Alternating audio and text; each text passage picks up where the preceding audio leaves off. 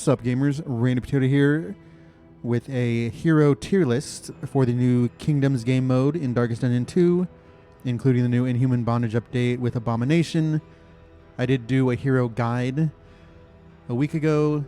Now, with a week of play, I have a little more understanding and can do a proper tier list. For context, I've had 4 Blood Moon wins this week.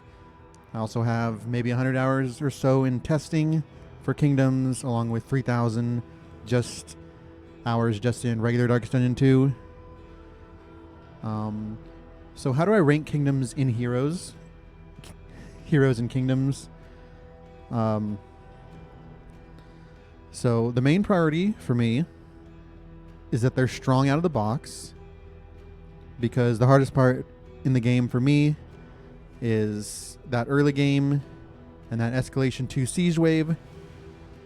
Once you get mastery, once you get trinkets, once you get items, even Escalation 3 and beyond, including the final boss, become pretty easy with any hero. The heroes are all balanced pretty well for that. Any hero can be strong in the late game. I really want someone who's strong in the early game. I value sustain in case things go wrong, healing, blind, stress healing, and alongside that I value HP, because HP is basically the same as sustain. And I value flexibility, because you have to fight 7 different regions, 11, 12 different factions. So the first hero we have is Abomination. And this is going to be controversial. I'm going to get death threats.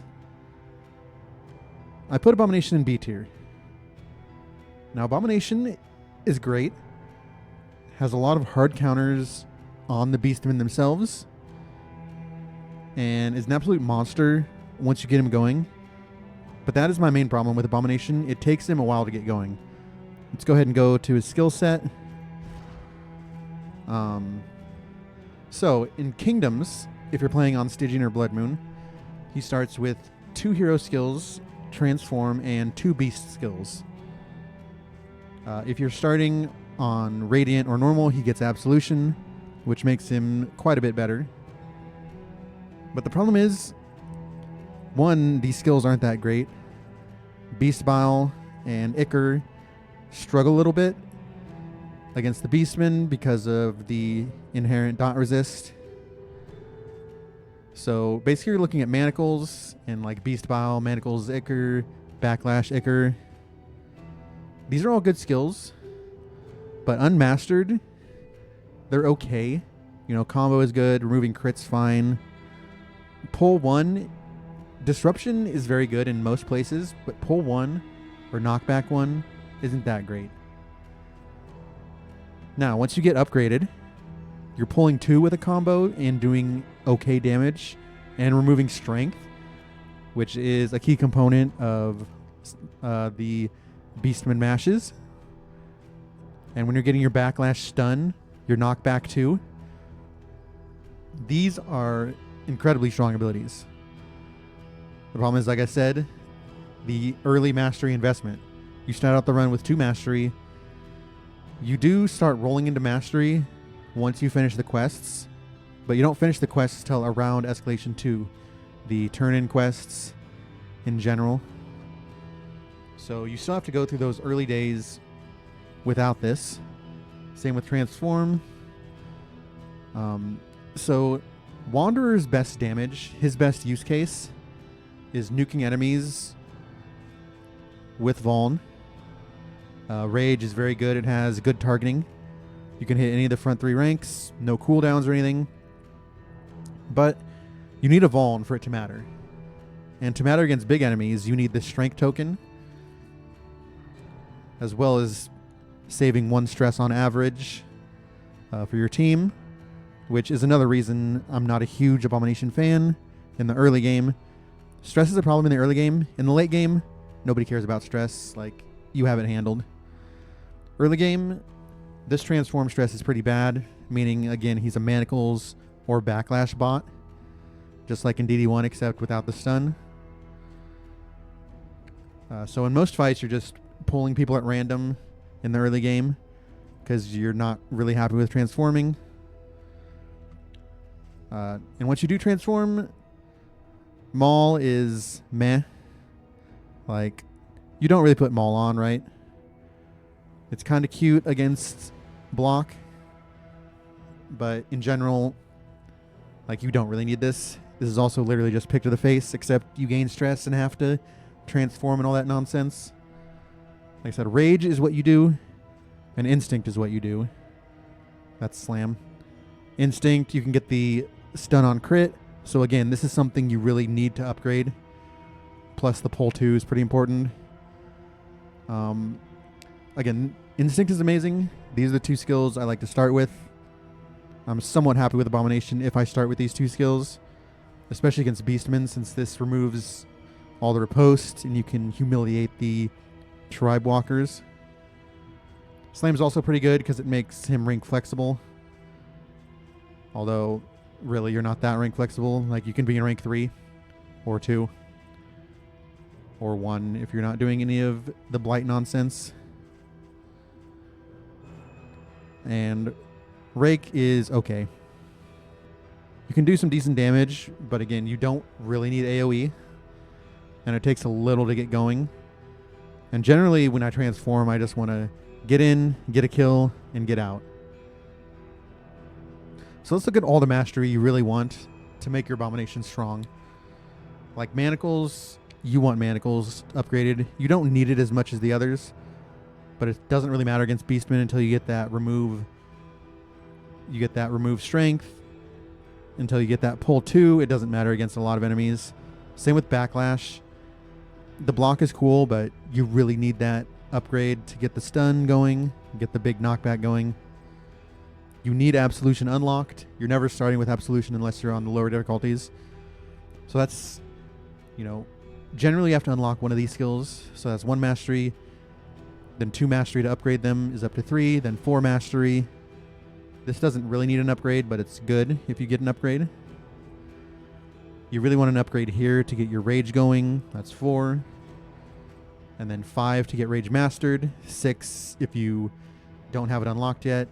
You also want Instinct mastered and upgraded to get that crit stun.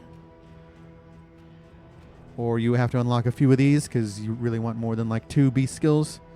So you're looking at 7, 8 plus mastery just to get him to feel good.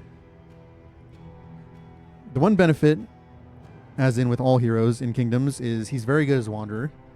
He's got some really good paths, but these are generally like setups type stuff.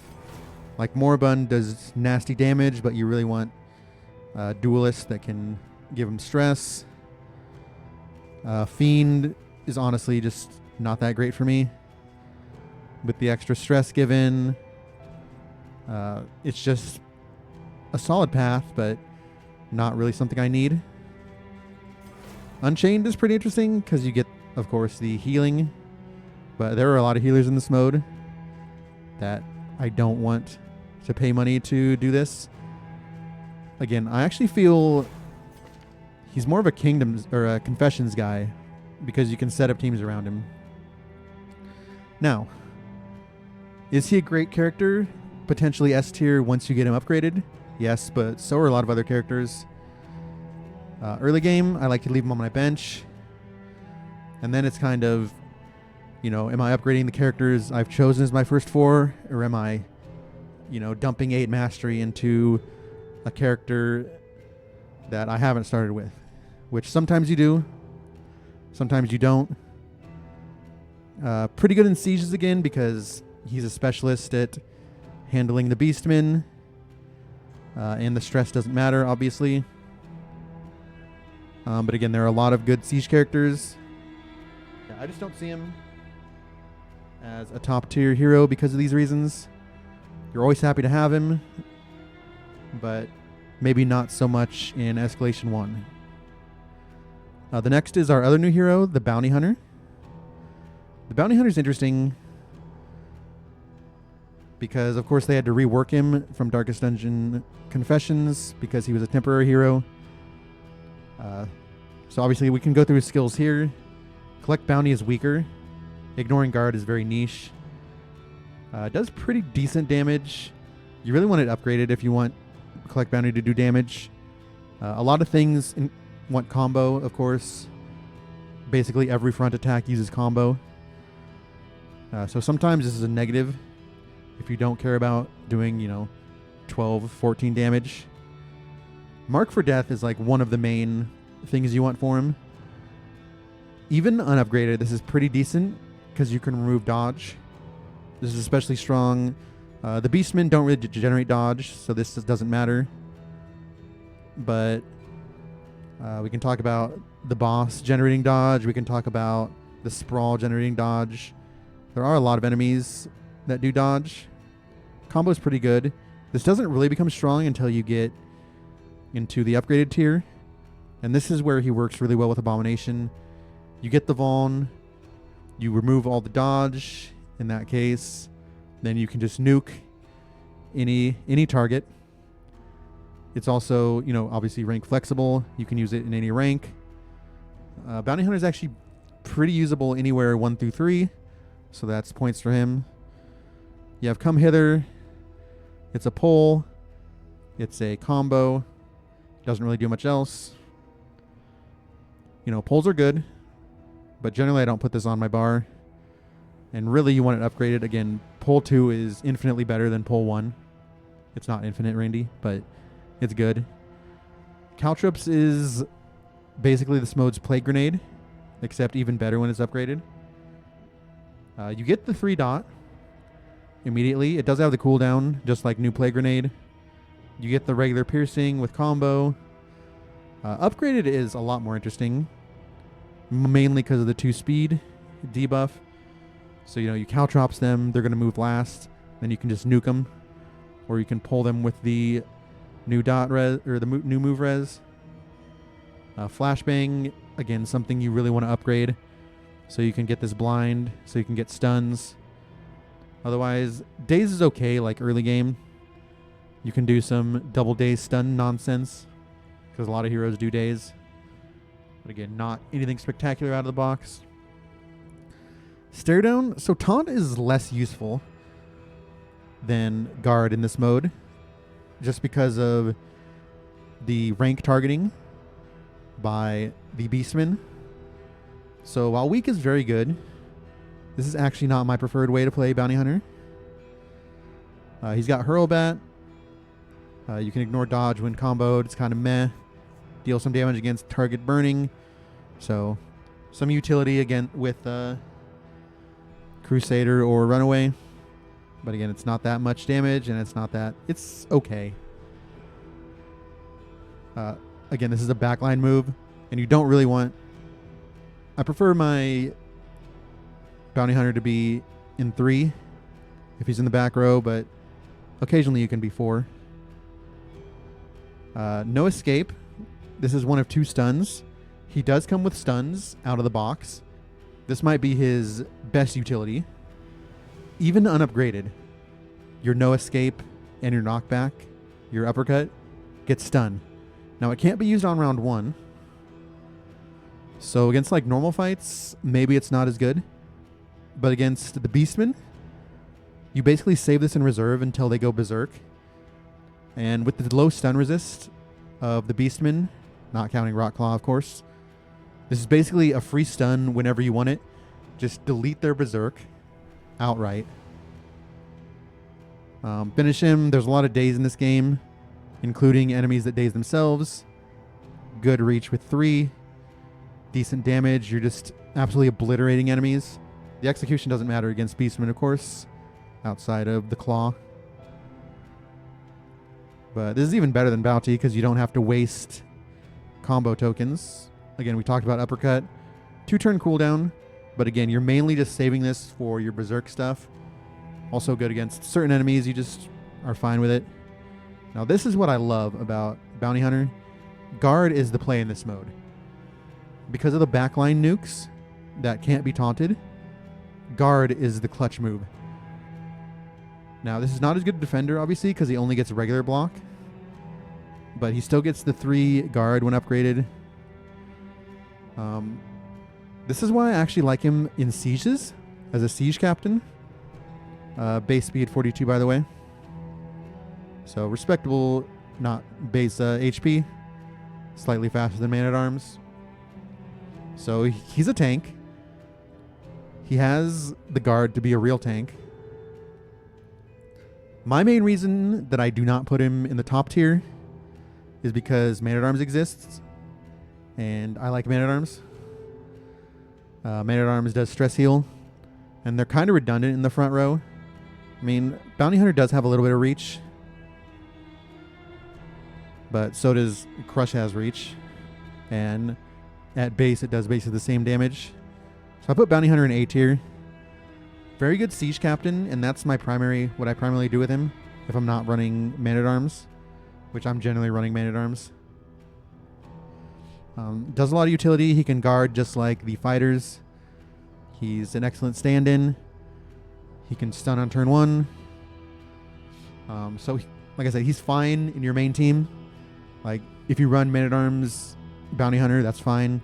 If you run Bounty Hunter, Jester, Bounty Hunter, Crusader, it's fine. He's just not in my A team, but he is A tier because of everything he can do.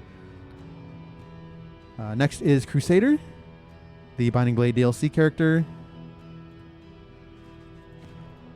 Crusader does a lot. Smite just does damage. Again, a lot of things do damage with target. He has Bulwark of Faith. Like I said, Taunt is not as good as Guard. So he's not as good as of a tank as, say, Bounty Hunter or Man-at-Arms. But he also offers regen. 3 Taunt is actually pretty different. Most taunts are 2 Taunt. It does have a cooldown of 2, of course, but you also get the regen alongside it, the block. Again, very tanky, what I like to see. He has a heal. 1 turn cooldown. It has a use limit, so he's not ideal as your main healer. But he's amazing as an off healer. Like I said, I like multiple healers in my roster. Zealous is okay. You get the combo, you get the burn. Usually not on my bar. He's one of 3 stress healers that can heal more than 1 stress. I'm not counting Hellion because she can only take you from 5 to 4. She's okay. But really you want someone who can take you from 5 stress to 3 stress to avoid negative barks. He's fine being shuffled. This is another thing in Kingdoms. You need to be somewhat rank flexible because of camp ambushes. And about half the regions do stuff that pull you. Well, a couple regions do stuff that pull you. Not the Beastmen, but it's fine. Radiance, no one really uses. Tenacity is pretty good. You just give someone block. So this is sort of like a guard, although not as good. It's also not something I really put on my bar much, but like if you get it early game, you're not mad about it. Reap is actually pretty spicy for more healing. Again, I'd be happier with more self-healing if he had a guard, but he doesn't. So while this is pretty good, it doesn't feel as necessary with, you have Bulwark, you have Battle Heal Plus, regenerating his health. Rallying Cry is actually something you're pretty happy with. There's a lot of blind. There's a lot of weak with the Beastmen. The blind comes from the Torch when you're in harder escalations. There's some vulnerable. It's just, you can just remove negative tokens whenever you feel like, especially with the upgrade. It's literally whenever you feel like. Now, Stunning Blow, something I did not use that much in Confessions. You're still getting the stun on combo, but on upgrade, you're removing strength and crit. This makes him a Beastman killer. This makes him, the boss killer. Anyone who uses crits tokens. So you're abusing the Tundra's main mechanic. He's also, like I said, he's very good at Wanderer. You get your normal battle heal. His paths, I don't really use Aggressor. Aggressor is more of a Confessions path because you can set it up a little better. Templar is pretty good. You get the healing received stuff. You get a really good recovery. Rallying Cry is the really interesting one. Once you get it upgraded, if you're running with Vestal, whose regen is better in this mode because of her hero stat boost. This is where you can actually get the guard going, unlike his other paths. And you can give regen to a low target. And you don't have to give it up. You can just copy it once it's upgraded. Plus, when you upgrade it, you get the +3. So I haven't used Templar yet in any of my runs, just because relics are pretty tight. And I have other paths that are priority. But Templar is very strong. Very, very strong. Just because you get the guard capability, which makes him a real tank, unlike, you know, his other paths. You also have Banneret if you want to be backline, or if you want to be frontline. You get the extra use, of course. It's a little bit stronger. A lot of people do use him just as frontliner. But again, you can use him as a rank 4 if you have an abundance of frontliners. It's basically just Plague Grenade with no cooldown and combo. It's actually kind of interesting because, you know, they nerfed Plague Grenade even on Wanderer, but this still exists. Rallying Cries, whatever, Tenacities, whatever. You still get it. So he does have 2 paths, but his Wanderer is also still very strong. So I definitely throw him in the A tier. It's right up there. You can use him in any run. He's basically a stand-in man-at-arms without guard at base. Now let's talk about the Duelist. Duelist goes in the Duelist tier. I know I have some Duelist defenders in my chat. Again, every hero is good once you upgrade them, if you understand their mechanics. But Duelist, not good out of the box. Her HP is garbage. Some of these heroes, you know, you're fine taking a -20 fatigue, and you can roll through it, even as an escalation 2. Duelist is not okay. You take some fatigue and you're getting one-tapped. Also, Duelist is maybe the only character that is always objectively worse on Radiant and normal mode because her base 5 skills are so garbage. Touche is the one I use the most. It's just average damage against the front line. Can be used from anywhere, so it's useful if you... I've been rolling random party runs, so it's useful that she can just stand in the back and have a garbage attack. She has Riposte, which on her normal mode you don't like because she's so fragile. You don't want her to get hit. Disengage gives her dodge plus an upgrade. You can do some movement stuff. Again, you have to set this up because you do not get stances at base. So you have to set up a stance and then you can start doing the fancy stuff. So again, she's slow to set up as well. If you don't have, you know, trinkets, if you don't have upgrades, she's slow out of the box. Again, flick, ignoring dodge, fine. Preparation, sure, you can do damage eventually. Boot's not good at base because all you're doing is knocking back. Like, that's not that great. Clearing skill cooldowns is pretty good. But again, it takes setup. There aren't that many skill cooldowns you want to clear. Flesh is the main way you do damage. You remove dodge, which is scary.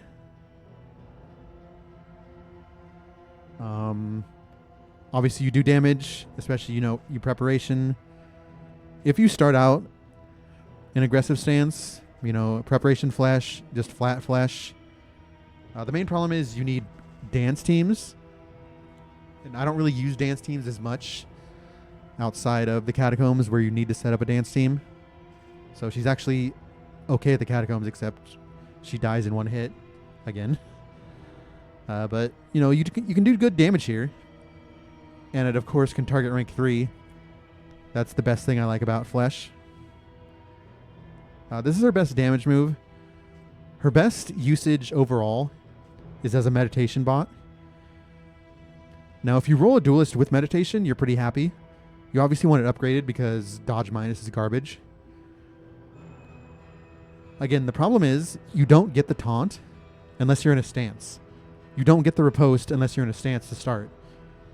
So you either have to just spam meditation at the start and pray they attack you, or, you know, you basically just click the button for no reason, even though you're still not happy if they attack you because you can get nuked to death's door in one hit. Or you need one of her trinkets, so you can actually make use of this on turn 1. Yes, meditation is great when you upgrade it. Yes, she gets strong in longer fights, which is nice, because she can just keep spamming dodge plus. She can keep, doing fancy stuff. She can do her movement. She has ruthless instruction. That's just okay. Coup is actually a little bit interesting because it's execution 2, not a lot of execution. Ignores block and weak. Pretty good against the Beastman. She just requires a lot of work to be good. Like I said, there are plenty of runs where you start with her, you invest to mastery, and she's great. But that's the same for every character. She's just worse out of the box than anyone except the Abomination without the high end. And you always, of course, have the risk. Block plus is just way more trustworthy than dodge plus. Because, dodge plus, 70% of the time you're happy. And even when you're not happy, generally you can handle one hit once she's upgraded before being nuked to death's door. But sometimes you just die, Man-at-Arms never just dies because he has block plus. Like, that's not a thing. Sometimes Duelist just dies. She sets everything up right, and she just dies. Like a loser. So yeah. Definitely in the F tier. The Duelist tier, if you will. Flagellant. Flagellant's interesting because, of course, he's Flagellant. He's unkillable. He's a monster. Wanderer is great. Main problems with Flagellant. Again, he doesn't have guard, so that makes him inherently weaker than some of the other tanks. A lot of times he doesn't have more out of the box, which is fine. You just pay for it. And he does blight damage, so in general, pretty weak against the Beastman. I've gone between G tier and A tier. I'm going to go A tier. Maybe he's in G tier just because he's a solo monster. I also like him in sieges just because he can heal. He can perma-taunt, perma-heal with Deathless. Let's go ahead and take a look at him. One thing I like about him is he's very good as Wanderer. Now, generally, you don't start with more. If you're playing basic, you get this. This is actually pretty close to a lot of his kits. You get Deathless. You get Lash's Gift, which is pretty good. Again, you don't even need more to make him unkillable. Punish, as we said, is kind of meh, because Blight isn't as good as this mode. Necro can do some cool stuff with Abomination now, but again, Blight resistant. Undying, one of his best skills. You just get a 5 regen stack. Sepsis is something you want to unlock early. Pretty decent damage, big heal. As long as you're, of course, not running into Blight resist. Suffer's good if you're not running dot clear, but you should be running dot clear in this mode. Again, Acid Rain just kind of eh. Endure. Okay, another reason he's not great as a frontliner is he doesn't have stress resist or stress clear. And in this mode, you don't really want to go toxic just because of friendship and relationships lasting so long. So, like, you don't go toxic against the boss, and the final boss is until the end game. You can't ignore relationships until... You can't start ignoring relationships until the end game. So, Endure can be useful early game. You know, if you're just trying to survive, you just stack everything on him, you take one meltdown, then you throw him on the bench or send him to the sieges. That's actually a decent use case. And let's talk about the one thing that kind of keeps him out of the top tier, and that's death. Now, death can appear once per escalation.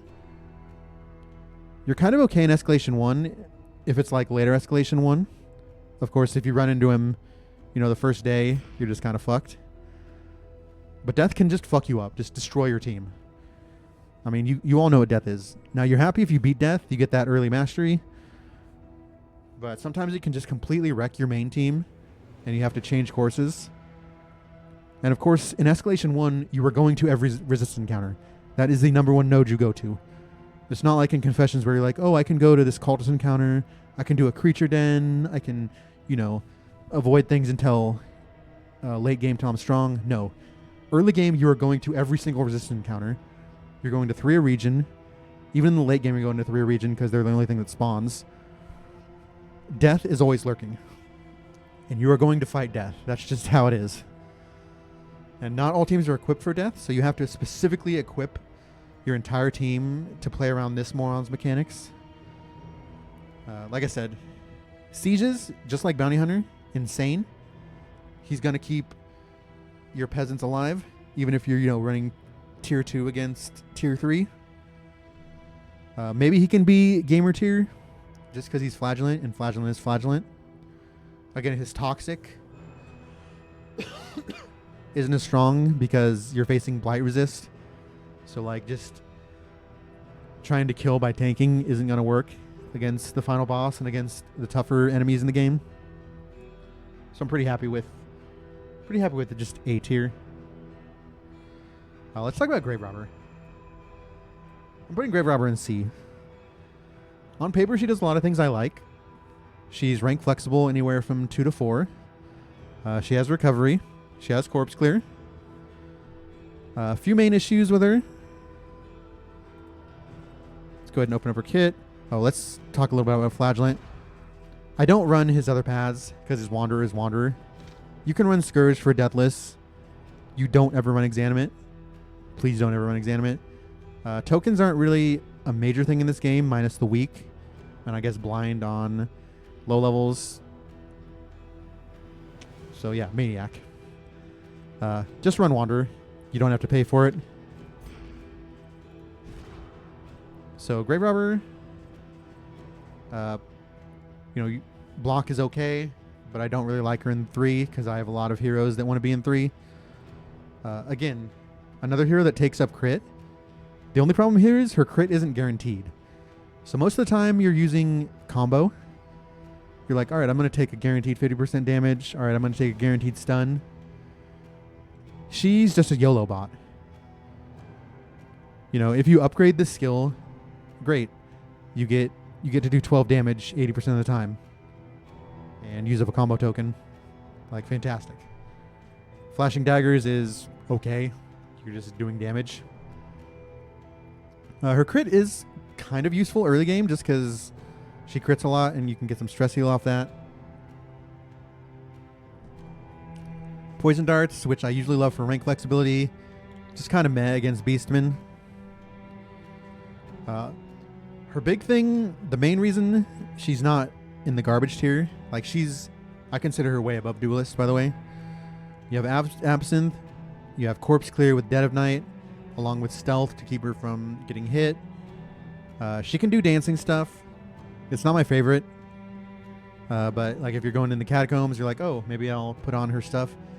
She never starts with Lunge or Pirouette, as far as I understand. I don't think these are in her base kit, any of her mystery kits either. So again, if you want to do her fancy dancing stuff, you have to pay for it, which I'm not a fan of. Vibarte is actually pretty good. You just get dodge, you get back row taunt, which, as I've said before, taunt is not as good in this mode, but back row taunt, when you can force target one of the idiot beastmen, pretty good. 2-turn cooldowns, so kind of whatever. Again, she has more stealth. This way you can... stealth is actually pretty good in this mode, just because you can force target one of the back rows if you're running against a double huntsman. And then you can just defend that one hero and have no problems. So she has good sustain. It's just she doesn't really do damage. And even if you scale her with combo or with strength or something, she's just okay. She's just okay. Sometimes you bring her to the Tangle just so you can pick the face. Like I said, she's fine. You upgrade her all the way. Every character can become very strong. She's just not elite out of the box. Deadeye, you're just doing a little bit more damage. Venom Drop is actually kind of interesting. I actually do like setting up Venom Drop. Unlike in Confessions, when I don't like, doing long fights. Sometimes you just have to deal with long fights in this mode if you don't have any nukers. And in that way, she's pretty strong. You often, especially if you open with Shadow Fade, which you often, of course, you want the upgrade to be really strong. But oftentimes you start with Shadow Fade. If you don't know what to do with Shadow Fade, when you're just starting out, maybe you invest early in Venom Drop. You just start doing some pretty decent blight. But again, this is not that great against the Beastman, even with the piercing. If you're running with the piercing, you're running into 30% resist by the walkers. And Night Sworn, again, this is an insane amount of investment. You have to unlock and upgrade both Pirouette and Lunge. Just Again, she can be used. She has a lot of sustain. She just doesn't really do that much damage, and she steals your combo. Next we have Hellion. You guys know I love me some Hellion. She's obviously not an S tier because she's, at least in her primary role, she's just a damage dealer. But she's easily an A tier in this mode, unlike what some believe. So you always start out with Wicked Hack. In maybe half your kits, you get Iron Swan. You'll especially love her if you're on Radiant and Normal, because you're getting Iron Swan out of the box. Like, this is just juicy back row damage with a combo when you're upgraded. Obviously not rank flexible, but there aren't that many heroes you need in rank 1. At least if you're doing Swan stuff. She can be in 2 or 3 if you're running If It Bleeds. If It Bleeds, targeting ranks are not good. The bleed isn't good unless you upgrade it. Most of your kits do start out something like this. If you're not getting Iron Swan, you're getting like some garbage like this. Or even like this. I don't even know if that's a kit. I know this is a kit right here. And that's one of the things I don't like about Hellion. Is sometimes you just get garbage starting kits. You never get Howling End. Bleed Out's not something you really want anyways. About half the time you're getting Iron Swan. Now if you get Adrenaline Rush, this is the main reason I rank her so high. Is again, she's another self-healer. This is something Bounty Hunter doesn't do. A Bounty Hunter also doesn't do damage. But very easy to stay alive in this mode with Adrenaline Rush. If you get this unlocked at base, you're very happy. If you get something like, I don't even know if that's a kit, but even something like this, like as long as you're getting like these 3 core skills, you're pretty happy. And then long game, you can still get Howling End. Another reason why I rank her so highly is she has Ravager. Ravager is still on the old path system where it's just straight buffs. You just get free HP. You just get free damage. And the downside isn't really that bad with Adrenaline Rush. So Ravager, you can unlock really early. You don't need a lot to set it up because it's just straight stat boosts. This entirely negates the Escalation 1 to Escalation 2 HP drop. This entirely negates, like, even going through like 3 or 4 regions. This just negates all your fatigue loss. Like, just imagine that. Like, that's insane. You're also doing insane amounts of damage if you're in rank 1. Like, just think about that. You're adding 25% to this. You're adding 25% to this. And so she can actually out-damage pretty easily the Abomination. With the same setup. If you're setting up Vaughn, Howling End is going to nuke. If you have a Strength token, which of course she can't give herself, so that's one weakness. But I think Leopard does have the highest base damage in the game, if I remember correctly. But she's very close as far as just nuking capability. Just one-tapping, you pick up the blood. She's one-tapping the same as Abomination is. Basically one-tapping Alpha. So I don't put her in S because she doesn't have any disruption skills. We didn't really talk about toe-to-toe, but you don't really like her to get hit. But obviously you want toe-to-toe upgraded. You want toe-to-toe if you're going to do Howling End stuff, which you usually do by the mid to late game. But it's still pretty decent, especially if you're adrenaline rushing. You don't really care about getting hit. Not great, but like no taunts are great. You don't really play bleed out. As far as your paths, Ravager is the only path I consider. It's just way better. Nobody ever plays Berserker. Especially in this mode, that's absolutely fucking stupid. You're a complete moron if you play Berserker. Carcass actually sounds really decent in this mode. But, again, Taunt, not as good in this mode. And you're giving up a ton of damage. You can use your... You're fine using Revelry. But, again, I don't use Revelry because the -1 stress is a lot worse than -2 stress.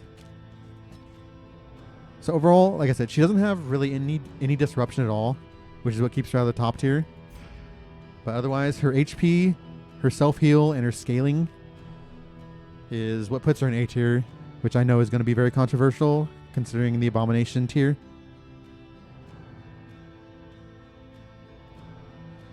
Alright, so Highwayman. I struggled between B and C tier. He does good damage. The problem is that's all he does. I mean, he does have some disruption, and that's what makes him better than Grave Robber. B tier's fine. I do think he's worse than Abomination, but I didn't want to make another tier. So he doesn't self-heal, but he does do a lot of Duelist Advance. You do not always get, and that makes him a much worse hero. Like, he has some kits that are just like this. Like, maybe Open Vein. Like this, I think, is a kit. Actually, I don't even know if Take Aim is in the kit. Even if it was, it doesn't matter. Like, this is just... if you get something like this, something similar, like, that's just bad. There's no reach. There's no... You're just doing damage. And, like, everyone does damage. But if you do end up with Duelist... I almost never take him in my main party just because, like I said, he doesn't self-heal. He doesn't have that much disruption. He has a little bit. Not really disruption, but Vaughn. He just does damage. And he doesn't self-heal. His HP is pretty good, but, again, it's not anything to write home about. Semi-rake flexible, but, again, if you're dancing, your flexibility isn't that great. But Duelist Advance Plus, early game, this is a lot of utility. You're getting 3 hits, you're getting a dodge, you're doing okay damage, you're getting combo application on the riposte. Otherwise, Wicked Slice is okay.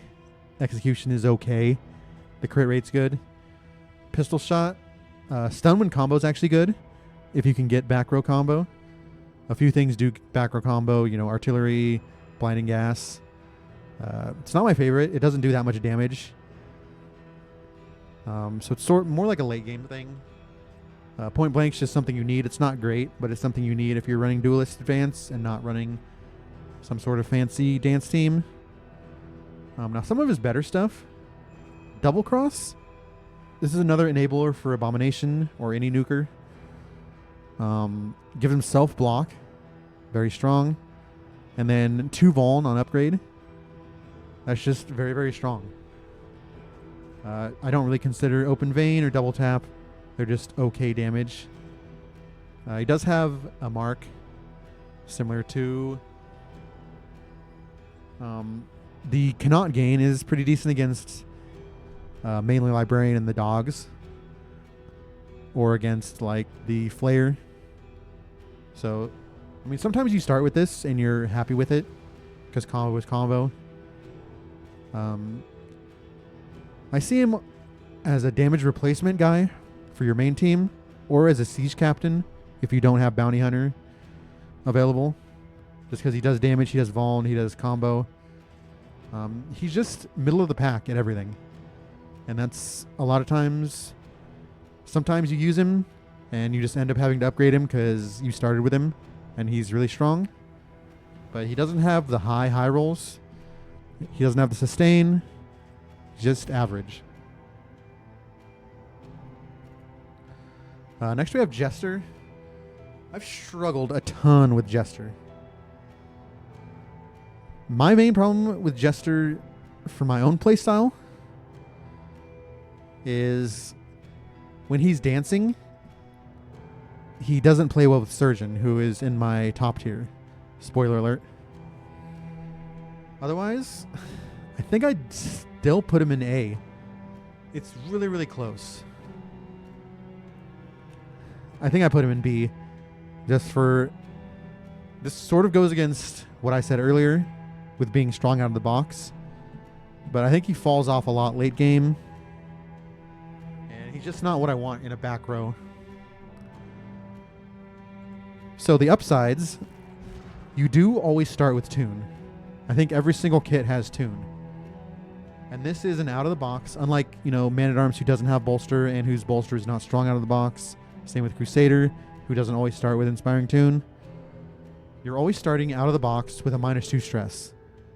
This makes your first couple regions a breeze as far as stress goes. And he's also the best stress healer in the game, in my opinion. Just base stress. Just because he counters the horror from the Rot Claws, who put an unresistible horror on you. This just clears horror, -3 stress. Only hero in the game that can take you from 6 to 3, avoiding the 4 points, the 4-point thing. My biggest problem with him is he doesn't always even have Fade to Black out of the box.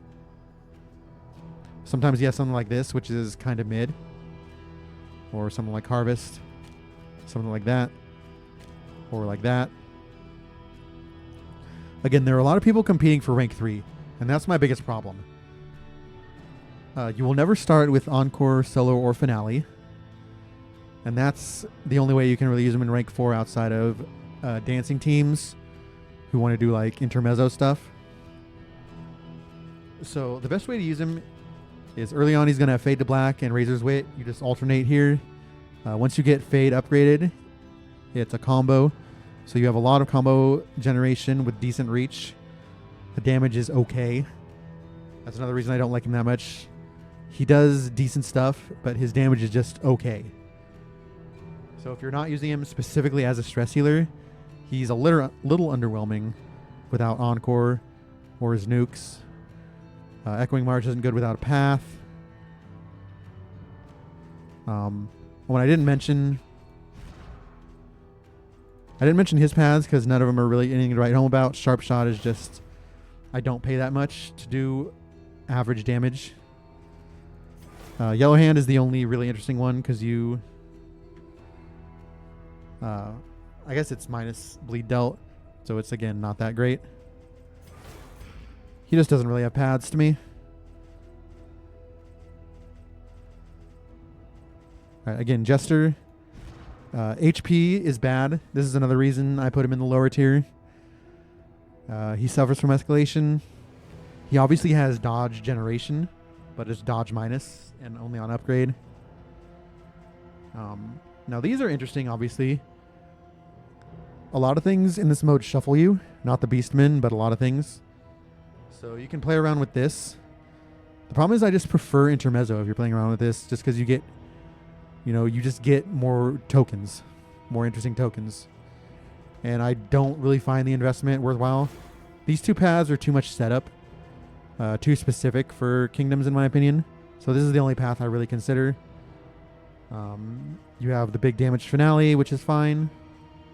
Inspiring Tune gets a little bit worse in general. These get slightly stronger,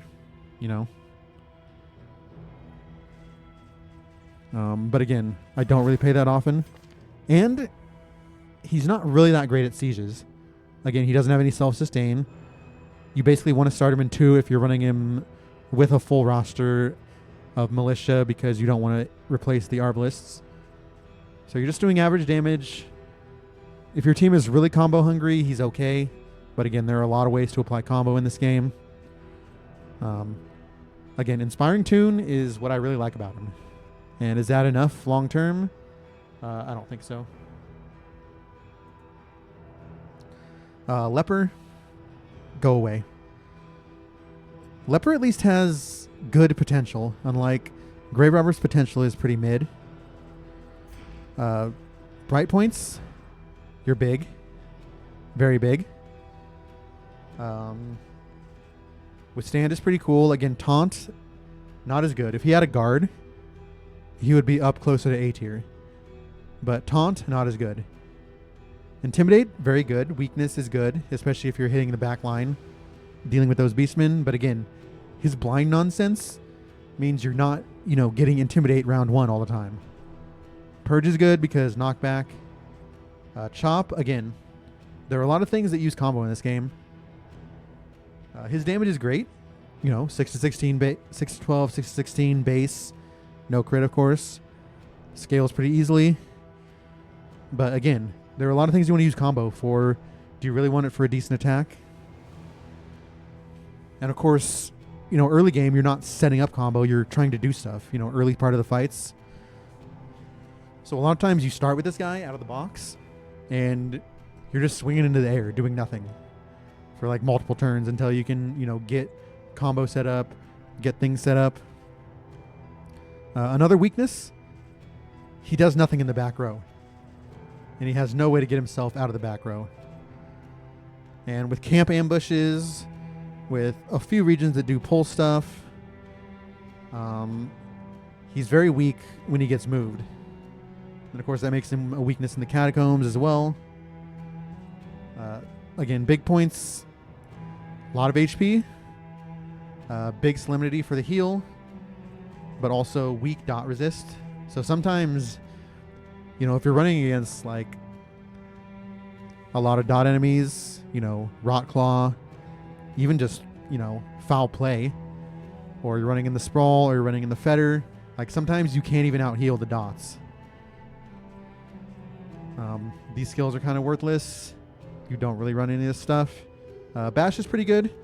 This is the one way in which you can keep yourself from being shuffled. You also get a Daze in a combo. It's just an okay kit. The thing is, you don't really do what he's best at, and that's nuking, unless you have setup. Or his second best usage, which is tanking, is a lot less useful in this mode with the backline. And his weaknesses are really magnified, just like in DD1. Because in DD1, Torchless, which is the hardest mode, compared to Blood Moon in this mode. Same weaknesses to Shuffle. No reach.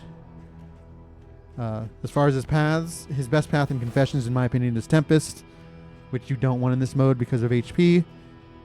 It's just a lot of setup for slightly more damage. Poet's pretty good, just because you have the move resist, but again, without a guard, Poet needs a guard if it wants to be viable again. Obviously you get the big solemnity heal, so fine. Monarch is obviously completely worthless in this mode. Just a C tier hero. Again, like I said about every hero, if you build a team around him, you get him his mastery, he's going to dominate. That's every hero. As long as you're not a moron. Man-at-Arms. You know where he goes. You know where he goes. The G tier. The gamer tier. You know we love Man-at-Arms on this channel. The best thing is, Man-at-Arms has already been reworked. So this, he might be nerfed eventually again, but we know what he is. We know Wanderer is his best path as far as, the normal tanking stuff goes. Now, what does he get out of the box? He always gets Crush, which is self-heal, decent range. You're very happy with him on Radiant and Normal because you get these skills. You get Bolster out of the box, the highest stress heal in the game. Well, I guess that'd be Revelry. But you get -2 on 2 heroes, plus some block. 1 turn cooldown. Obviously, Inspiring Tune is slightly better. It's good single target. It comes strong out of the box. And the Horror Clear is good. But on average, this is the best stress heal in the game. Because as a tank, he takes a lot of stress damage. So you just clear 4 and you're happy. Like, you're not really worried. But what really shines in this mode is Defender. And specifically Defender Plus. This guy gives himself Block Plus with his huge HP pool. Basically negates 2 attacks. He guards 3 in the back. And this is fine even though he only gets 2 blocks. Because he also has stand fast. Which, again, taunt is not as good in this mode. But it's still pretty good because you can... A good number of the enemies do still target the front row. So you can stand fast plus and then defender. And you can defender every other turn. And you're generating permanent block plus. Outside of, the tangle where they cuck you. You also have retribution if you need more taunt. I don't use this as much because I care more about, the block generation. But the riposte is fine. Bellow is actually pretty good in this mode. You can remove riposte from the beastmen, the walkers, as well as removing the crit on upgrade plus the weakness. If I start with this, I use it. Otherwise, I don't really. And let's also talk about his movement. He has hold the line. He'll either start with Rampart or hold the line. He starts with both, obviously, at base. But if you're running random, he'll almost always... I think every kit comes with Defender. I don't remember exactly, but I think either all or almost all run with the Defender, which is, again, why I put him in the G tier. He has Rampart. This is a knockback. This is a daze. This helps him from getting shuffled because from rank 3 he can just fix himself. Dazes, of course, very common in this mode. Enemies daze themselves. The Beastmen, of course. A lot of other things daze. So you can get a lot of stuns with this. And, of course, this fixes your positioning altogether. You get ambushed. You get knocked to the back for whatever reason. You just come up and root yourself in place. Give yourself a block. It's just very hard to kill him. And he does have self-sustain, especially when you get Crush Plus. Like, you're just... This guy does not die. He's very much... He doesn't heal like Flagellant, obviously, but for himself, he's very good. You never start with Courageous Abandon, and you never use it, unless you're running the path, which you never actually do. Command is actually pretty good. There's a lot of blind in this mode. I'm usually doing other things with him, so I don't use this. But again, this is very good with the amount of blind. Withdrawal, pretty okay. It's just combo. Sometimes you start with this and you're okay with it. You don't run his paths ever. Like Sergeant's cute. You want to run some backline stuff. Like Command, pretty cool. Retribution. Like, you just don't pay for this when you can just be a Giga Tank. Bulwark is complete garbage. Vanguard, I don't really care about this mode. Again, just pick Wanderer and win. And this is the main reason I say good out of the box. This guy's good out of the box. He's going to defend you. He's going to protect your team. He's never going to do damage. He doesn't have the high end. With some of these heroes, they can just become monsters. He's just going to be reliable the whole way.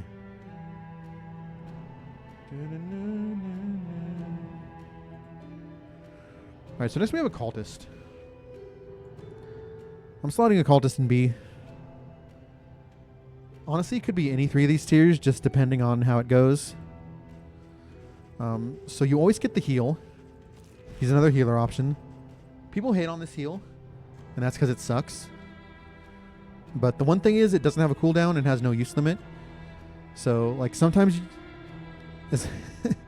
if you have any sort of protection, like... He can be pretty decent just spamming this. If you need to recover late game. If he's your only healer, he's going to die. Like, you're going to die. At some point, you're going to die if he's your only healer. But as an off healer, he's fine. How good he is really depends on his starting kit. That's why I put him in B. Almost put him in C just because some of his kits are really bad. You'll get something like this. I don't even know if that's a kit, but like... Ideally, you want him in rank 4 because there aren't that many rank 4 heroes.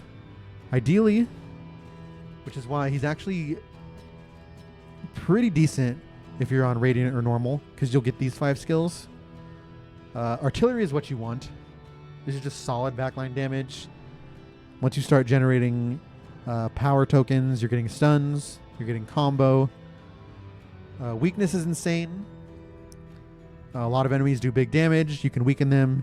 You can remove strength and vault and crit at the top level. Pull is amazing for disruption, for clearing corpses. One of a handful of corpse clears in this mode. Sack Stab is garbage. I don't really use it. What you want is Binding Blade. Binding Shadows, you can use this from rank 4. It's another solid hit. You can generate power tokens. You never use Amnesis. I don't ever use Chaotic Offering outside of Ritualist, just because the only time you really need these tokens and you can stomach the random side effect is when you're doing like Burning Stars or Malediction. And on Warlock, you don't need to generate them because you generate them yourself. Malediction is very interesting. This is a way to scale damage against a lot of enemies. One negative is the Blight Resist. It really causes problems with Malediction, even with the minus Blight Resist, especially against the final boss. Like, a third of the time you're just not going to do, you're not going to get the Malediction proc. So a lot of people swear by Malediction. Again, it's still very niche, even more niche here than in Confessions. And Vuln Hex, of course, is very strong. This is another enabler of your Abomination, of your Howling End nukes. You just remove all the dodge. You ignore the dodge, obviously. You remove block, and you plop down some Vuln. His kit's very average. Doesn't really do that much damage outside of, Burning Stars is very strong, because some enemies generate blocks. So like Rot Claw, you're nuking Rot Claw. So let's talk about his paths. Again, mediocre HP. You're not that happy with him. Plus, because of his self-burn, because of unchecked power. Pretty fragile. So we have Warlock, his best path. That HP is not it, my friends. That HP is not it. Especially with his self-burn. Sometimes I run it. But like... the damage is good. But is it worth it?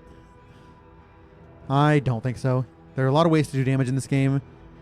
I don't like paying to die. Ritualist is interesting a little bit. The Vuln sucks. I would only run this if I have like some way to deal with Vuln. You switch this late game if you want to use it against the boss for whatever reason. And then you're pretty happy. Because like you're consistently getting these applied, these debuffs applied.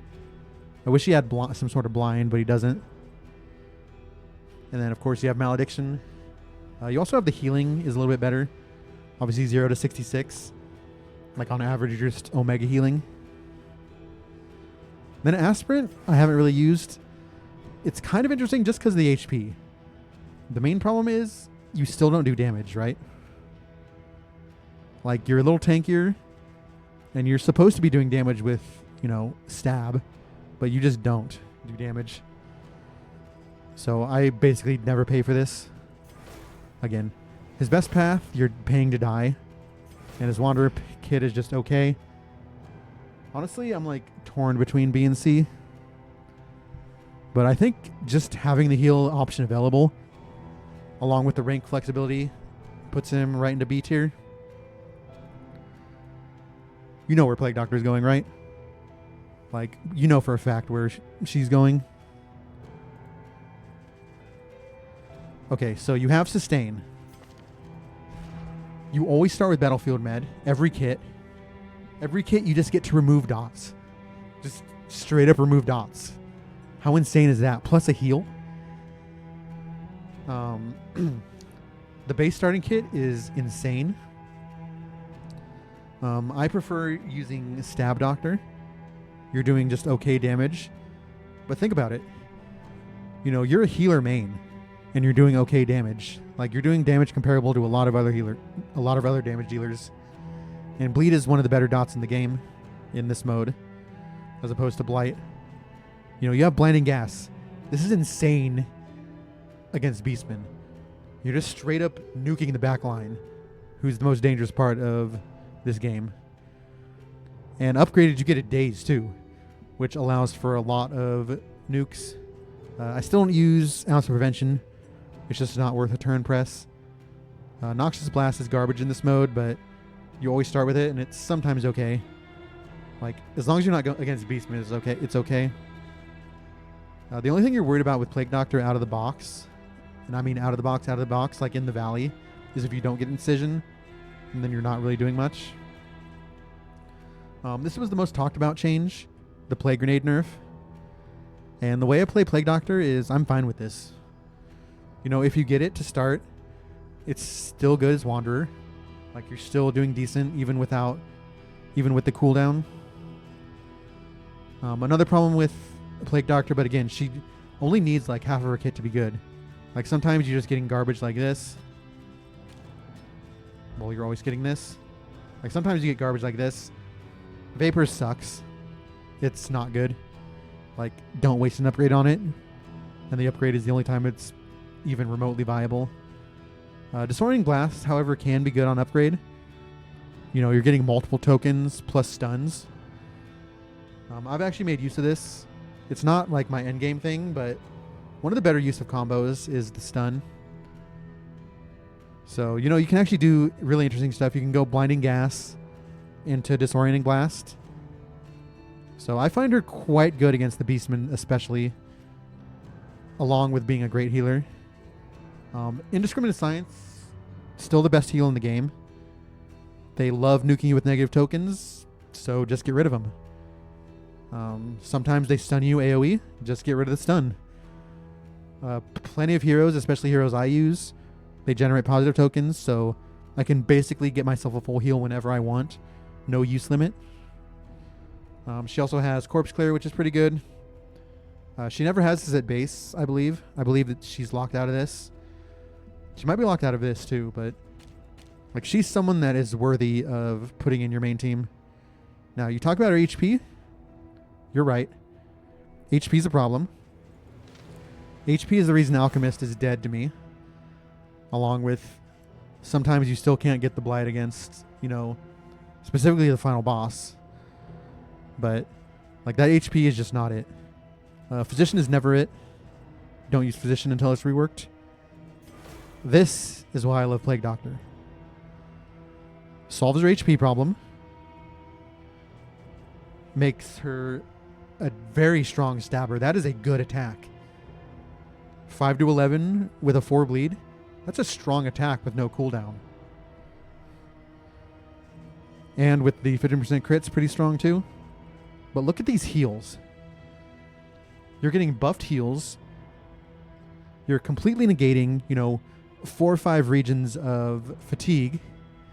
In fact, with the fatigue, if you cut your fatigue rate through hero stats, you're just basically, you know, negating fatigue as a mechanic altogether.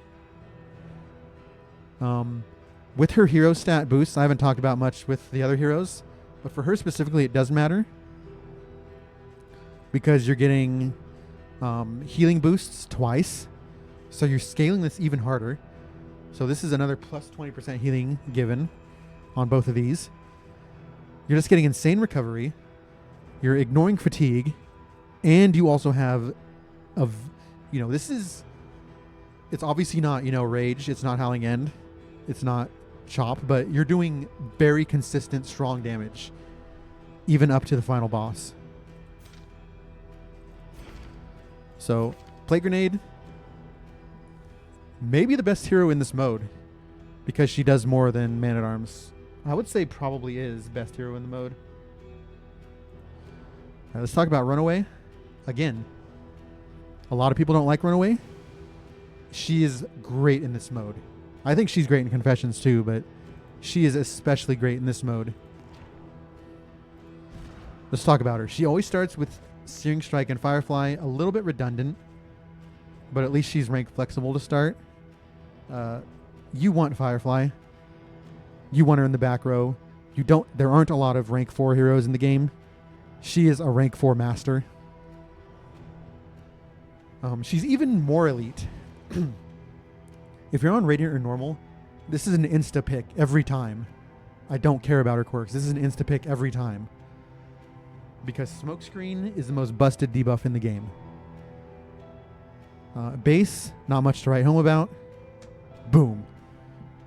2 blinds, a combo, decent crit rate, Vuln token, no cooldowns. This enables collect bounty nukes This allows smite nukes. Again, you're still getting your rage nukes. You're still getting your howl nukes. Even enables wicked hack nukes. Enables chop nukes. This is... And you're just negating... You're just blinding enemies. Like this... This is the move of moves. I do expect this to get nerfed somehow at some point. And with a 1-turn cooldown. Like, you can't do better than this utility right here. I can't say enough about smoke screen, so I'm just going to move on. This is maybe the best skill in the game. You have run and hide. Something I actually like in this mode because I love stealth in this mode. Because it force targets back row nukes on one hero, which you can then defend. Run and hide plus is especially strong. You're getting 9 points of regen overall. You're removing dots. So, you know, say you get hit with a pestilence, you get hit with violent skies from the tribe caller. You're just, nope. Pretend it never happened. Let's hit reset. Hearthlight actually isn't bad upgraded, but I rarely get to the point where I upgrade it. Although you can, because, again, she doesn't require that many moves. People talk crap about Bonnie because half of her moves are worthless garbage. But that also means you only need a couple moves. Her 4 mandatory moves for this mode are these 4. If you're on normal mode, you get these 3 always to start. Generally, you'll end up with at least 2 of them if you're on mystery, which means you just need a couple unlocks. Like I said, you need 4 skills, and 3 of them should be upgraded. Because Firefly Plus, this is one of the best scalers in the game. You're just getting a 5 dot burn res. Not a lot of burn res in this mode. Only the sprawl is burn resistant. Like, you are going to burn the hell out of the Beastman. This targets any of the back 3 ranks. These 4 skills, you're great. Searing Strike, in case you're shuffled, I don't use it. Ransack, I don't do dancing crap. Just stand back and slam. Controlled Burn, I don't really care about. If you end up in rank 3, like, maybe you can upgrade this. Dragonfly, I usually end up putting this on in the end game, just as shuffle protection. Firestarter, again, meh. Backdraft, no. Again, you just need 4 skills, and 3 of them need to be upgraded, obviously. Cauterize is obviously great upgraded. I haven't really talked about Cauterize either. Most common bleed in the game. Even the Beastmen will bleed you. I think every region has bleed, actually. Yeah, I can't... every region has bleed. They don't all feature bleed, but they're all there. So, you know, you're an elite healer. Heal 33%. No target threshold. Like, she just does everything. She's a healer. She's the best debuffer in the game. The best DPS enabler in the game. She's the best dot DPS in the game because she has also decent scaling with her trinkets. And we're not even talking about her paths. We didn't really talk about the Alchemist res piercing because I don't really consider Alchemist in this mode. Arsonist, very low downside. Sometimes it's annoying, the burn, but she has high burn resist. It can be resisted. So this is an almost no downside. Plus 33% res piercing. Plus crit. You know, you're getting 20% crit. You know, you're dropping a 5 by 5. You know, you're with 33% res piercing. Only the sprawl can resist you. Like, you're hitting 93% against even, you know, the boss. Her other paths are worthless garbage. Don't play them. Her HP 33 is actually okay. Like, for a rank 4 hero, 33 is very, very strong. So basically a no downside hero. You only need, you know, max 2 to 3 upgrades to make her, you know, late game S tier. Like, you know, by day 5, she's as good as late game Bonnie. By day 5. Like, that's insane scaling that you need in the early game. And of course she holds up late game, you know, against the constant block generation. She's just your consistent damage. She's your consistent damage enabler with smokescreen. She's your consistent top tier healer. Bonnie is life. And finally, We have the Vestal. I put her in A tier. Again, I really value healing. She does a lot in this mode. That's a lot better than what she does in the regular mode. Now, she does have a downside. She's weak in the early game. Because sometimes she rolls garbage like, no judgment.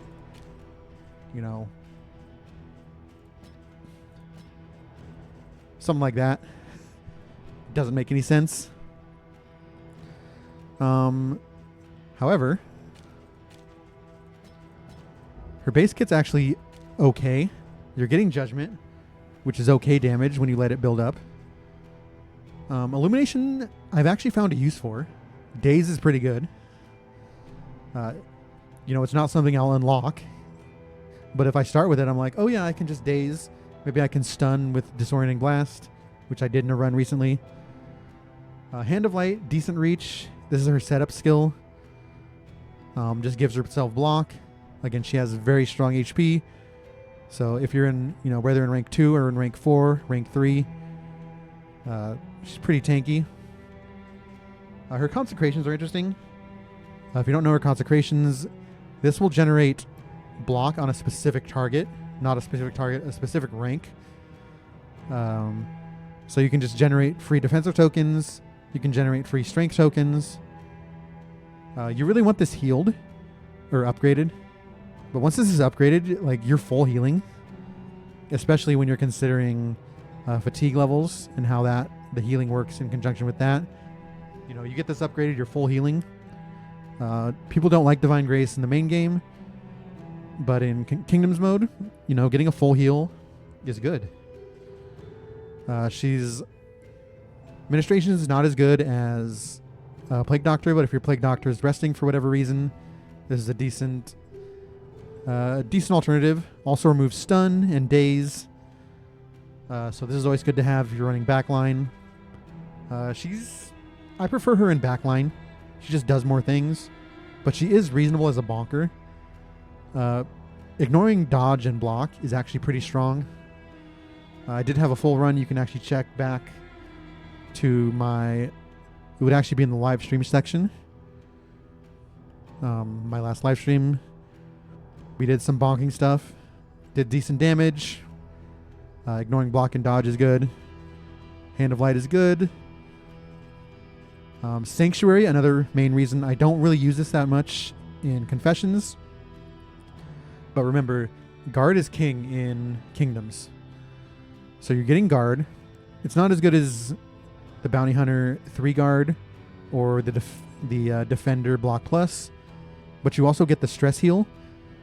So she's actually one of 4 stress healers I like. I forgot to mention her because I don't normally use her primarily as a stress healer.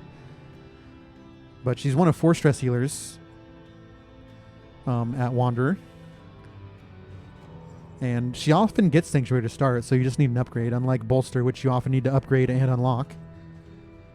Now, one thing that has really shined in this mode is Divine Comfort. This is just a regen. It starts out pretty weak. 2 regen, 3 regen. 3 regen is pretty good. That's 9 points across your whole party. Especially for the Beastmen that target your whole party, front and back row. This is just nice to throw up. Maybe keep you off death's door. Maybe stop dots from obliterating you. But in her hero upgrades, her first hero upgrade is the Healing Given, which is of course nice for, again, Divine Grace full healing. But she also has +1 regen. So, the mid to late game, you're getting 4x3 for your whole party. That is 48 points of healing across the party over 3 turns. With, obviously, the cooldown lasts. But, no use limit. You can just sit there and stall and full heal with Divine Comfort. I don't use Mantra because it's kind of hard to set up. As far as paths, I don't use Chaplain. I don't consider her damage that great. To be like, oh, I want to be Chaplain. I want to, nuke every turn. It's decent because Sanctuary is pretty decent. But again, with Sanctuary, you'll lose the stress heal. So it's a little weaker. You do gain Administration's frontline. But again, I just don't play Chaplain. Seraph, I consider an S tier path in Confessions. I don't really care in Kingdoms. I don't, especially since I'm not running Gestal very much. With her low speed, like I'm not going to be setting up these consecrations, even though they last longer. It probably is good, but it's just not something I've ever thought of using. Although it does make her mantra much, much better. What I really use is Confessor. Now, Confessor gives you access to AoE weak. This is very good for the front line in the Beastman fights. But I don't... If she's in rank 3, she's pretty good. I don't use her in rank 3 because of Surgeon, but she's there. You have Judgment. These are the 2 skills. So I guess I'll talk Illumination first. You remove positive tokens.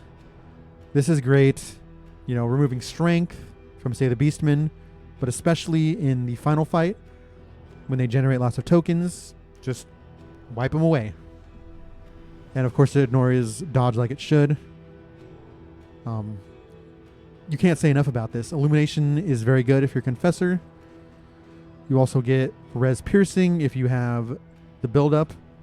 And of course, you have Judgment. This is the skill. So turn 1, maybe you steal something. Maybe you set up Hand of Light. Maybe you Divine Comfort to open. Generally, I'll judge round 1 or do one of these other skills. And then if you build up 2... remember, you get 1 conviction per turn on Confessor. Turn 2, you can double weaken. And this is even on the lowest level. This is pretty good. A lot of enemies do big damage. You know, this cucks the Rotclaw, the final boss. A lot of big hitting enemies, you know, say the Knight. But if you can wait to 3 turns, which is, you know, reasonable, you know, steal tokens, set up Comfort, set up Consecration, set up Hand of Light, then hit him with Judgment, which still does decent damage, by the way. 5 to 8's respectable. You get 2 weak, 2 vuln, and a stun. Now this is just... And this is especially good against Beastmen, because often you're waiting until turn 3. Maybe turn 3, turn 4, for them to set up their Berserk form. And you can just stun them right out of it, while vaulting them for the future. Again, lots of Vuln usage in this game. Howling End Nuke, Rage Nuke. She just does a lot. The healing is insane. Both of these heals are insane. Dot removal is good. Insane. This is basically a late game boss counter. She's definitely not S tier. I don't think she does enough to be S tier, but I definitely put her in A tier, along with all these other heroes. Now, again, like I said, all these heroes can be good. It's just these heroes right here are always strong out of the box. These heroes either shine late game like Abomination, or shine early game like Jester and then fall off later. Duelist, again, if you set up Duelist Taunt Tank, she can be good. I just don't think she's as good as Man-at-Arms. But any of these heroes are valid. Just these heroes are going to be easier to play out of the box, and you're gonna find uses for them, whatever their skill set and whatever region you're in. Thank you all for watching. If you enjoyed the video, please like and subscribe for more content. I am currently doing daily Kingdoms content. Thank you and good night.